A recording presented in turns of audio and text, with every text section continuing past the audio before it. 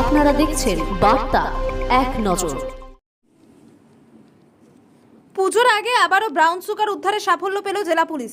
গোপন সূত্রে খবর পেয়ে গতকাল রাত্রে 18 মাইল এলাকায় অভিযান চালিয়ে এক যুবককে গ্রেপ্তার করল বৈষ্ণবনগর থানার পুলিশ। তার হেফাজত থেকে উদ্ধার হয়েছে 400 গ্রাম বেআইনি ব্রাউন সুগার, যার আনুমানিক বাজার মূল্য 60 লক্ষ টাকা। পুলিশ সূত্রে জানা গিয়েছে ধৃত ওই যুবকের নাম সানাউল শেখ, বাড়ি মালদার কালিয়াচক থানার বামুনটোলা। এই ঘটনায় পুলিশ আরও বেশ কয়েকজনকে নাম জানতে পেরেছে। তাদের খোঁজেও তল্লাশি শুরু করা হয়েছে। এদিন ধৃত যুবকের নামে নির্দিষ্ট মামলা রুজু করে আজ আদালতে পেশ করা হবে বলে জানা গেছে।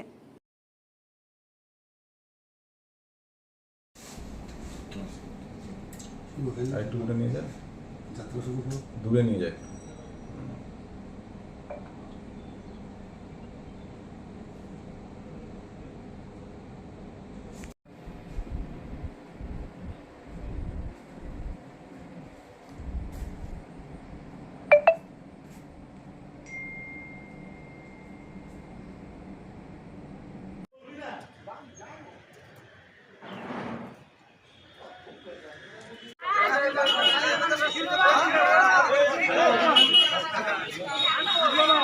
অফিসে কথা বললাম।